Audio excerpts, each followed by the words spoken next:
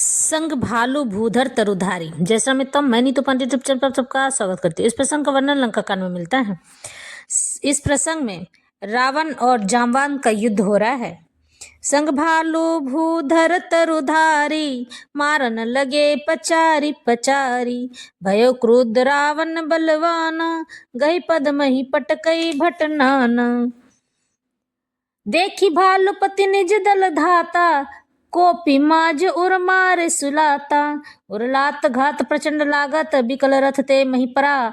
गई भालु बीसहु कर मनहु कमलहनी, बसे निसी मधुकरा। मूर्छित बलो की बहोरी पधति, भालुपति प्रभु मही पही गयो। निसी जानी स्यंदन घाली ते ही, तब सूत जतनु करत भयो। मूर्छा विगत भालु कपि, सब आए प्रभु पास। निशिचर सकल रावण ही, धरी रहे अति त्रास।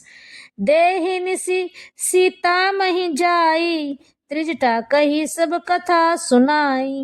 सिर भुज बाड़ी सुनत रिपु केरी, सीता उर भई त्रास घनेरी। मुख मलिन उपजी मन चिंता, त्रिजटा सन बोली तब सीता। होई कहा कहसी किन माता, के ही विधि मरी विश्व दुख दाता।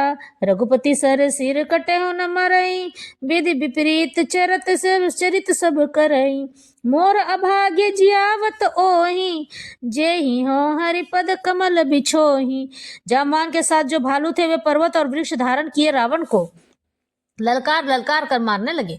बलवान रावण क्रोधित हुआ और पैर पकड़ कर वह अनेकों योद्धाओं को पृथ्वी पर पटकने लगा। जाम्बान ने अपनी दल का विध्वंस देखकर क्रोध करके रावण की छाती में लात मारी।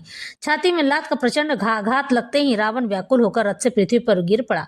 उसने 20 हाथों में भालुओं को पकड़ रखा था। ऐसा जान पड़ता था मानो रात्रि के समय धीरे भौरे कमलों में बसे हुए हों। उसे मूर्छित देखकर फिर लात मारकर ऋक्षराज जाम्बान प्रभु के पास चले गए। रात्रि जानकर सारथी रावण को रथ में डालकर उसे होश में लाने का उपाय करने लगा। मूर्छा दूर होने पर सब रीछ वानर प्रभु के पास आए। उधर सब राक्षसों ने बहुत ही भयभीत होकर रावण को घेर लिया। उसी रात त्रिजटा ने सीता जी के पास जाकर उन्हें सब कथा कह सुनाई। शत्रु के सिर और भुजाओं की बढ़ती का संवाद सुनकर सीता जी के हृदय में बड़ा भय हुआ। उनका मुख उदास हो गया, मन में चिंता उत्पन्न हो गई। तब सीता जी त्रिजटा से बोली, हे माता, बताते क्यों नहीं हो, क्या होगा? संपूर्ण विश्व को दुख देने वाला यह किस प्रकार का मरेगा?